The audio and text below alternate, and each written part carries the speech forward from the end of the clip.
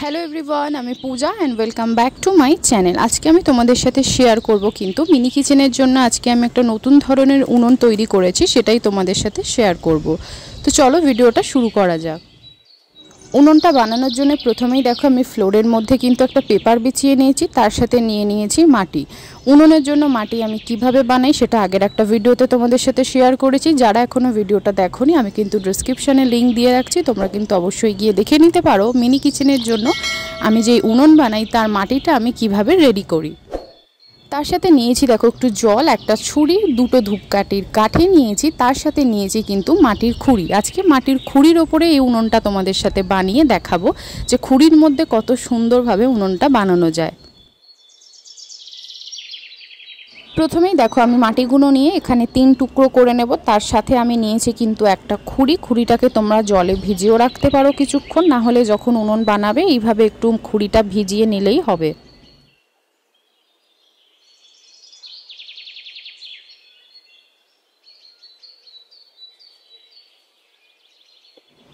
এইবার খুঁড়ির মধ্যে দেখো কিছুটা মাটি দিয়ে এরকমভাবে আমি লেপে দিলাম, যাতে উনুনের ভেতরে স্ট্রাকচারটাও ভালো আসে, উনুনটা যাতে খুব সহজে বানাতেও পারি। তার জন্য দেখো এরকম মাটি দিয়ে দিলাম। আর তোমরা যদি দশকর্মা থেকে এই খুঁড়িগুলো কিনতে যাও তাহলে এরকম ধরনের পাবে, এরকম ধরনের ওপরে বানালেও হবে। এই খুঁড়ি কিন্তু বেসিক্যালি পাওয়া যায় দশকর্মার দোকানে, তোমরা সেখান থেকে গিয়েও কিনতে পারো।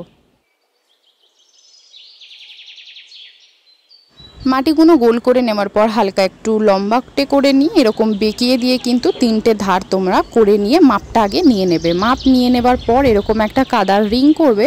রিংটা করে নেওয়ার পর কিন্তু খুঁড়ির চারপাশ থেকে এইভাবে লাগিয়ে মাটিগুলো নিচের দিকে টেনে টেনে নামাবে। যখন আমি উনুনের উঁচুগুলো করব তাতে যখন মাটিটা আমি দেব তাহলে এক্সট্রা মাটি থাকলে খুব সুন্দর জিনিসটা প্লেন হবে।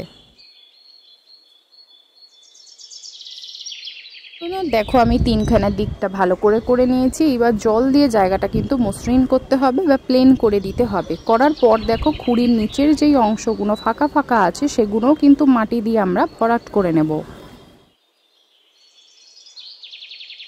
এইবার একটা কাঠি দিয়ে কিন্তু যে কোনো দিকে এরকম ফুটো বা একটা হোল মতো করে নিতে পারো।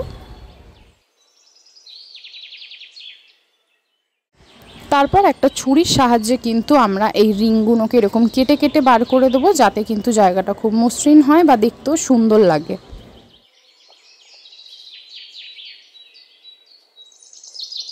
এইভাবে খুঁড়ির মধ্যে এই উনুনটা বানিয়েছি। এবার দেখো একটা ধারে আমি ডিজাইন করছি, তার জন্য একটা কাদার রিং এরকম লম্বা করে আমি করে নিলাম। এইবার কিন্তু খুঁড়ির জায়গাটা যেটা আছে মানে মুখটা যেখান থেকে ছিল সেখান থেকে দেখো আমি একটা রিং পেয়েছি, এরকম চ্যাপ্টা মতো করে জল দিয়ে জায়গাটাকে মসৃণ করে নিয়েছি। এইবার এরকম একটা ঢেউ খেলানো আমি ডিজাইন করে নিলাম, যাতে উনুনটাকে দেখতে আরও সুন্দর লাগে।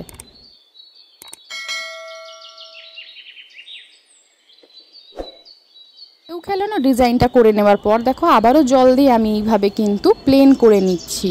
এটা কিন্তু একদিন যখন শুকিয়ে যাবে তারপরেও আমি এইভাবে জিনিসটাকে প্লেন করে নেব, যাতে উনুনটা যদি ফাটল ধরে তাহলে আবার সেই জিনিসটা ভরাট করে নিতে হবে। এইবার আমি খুঁড়ি বসিয়ে কিন্তু দেখে নিলাম যে উনুনের 3 দিকটা কিন্তু একদম সমান হয়েছে কিনা।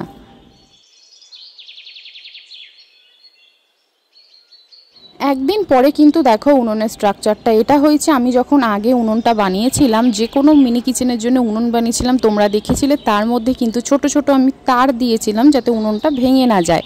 এবার কিন্তু আমি কোনো রকম তার দিইনি। যখন উনুনটা একটুখানি শুকিয়ে এসেছিলো আমি ফেভিকল জলে গুলে কিন্তু পুরো উনুনের গায়ে দিয়ে দিয়েছিলাম। এটা করলেও কিন্তু উনুন খুব সহজে ফাটল ধরবে না। এবার আমি নিজের পছন্দ মতো উনুনটাকে একটু ডিজাইন করে নিচ্ছি যাতে দেখতে অনেকটা সুন্দর লাগে।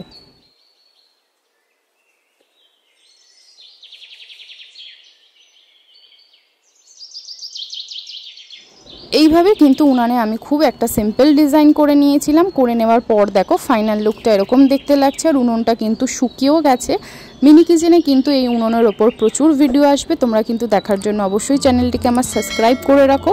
আর মিনি কিচেনের জন্য নতুন একটা ব্যাকগ্রাউন্ড খুব তাড়াতাড়ি আসতে চলেছে। তো আজকের উনুনটা কেমন লাগলো মাটির খুঁড়ির ওপরে অবশ্যই কিন্তু কমেন্ট করে জানাবে।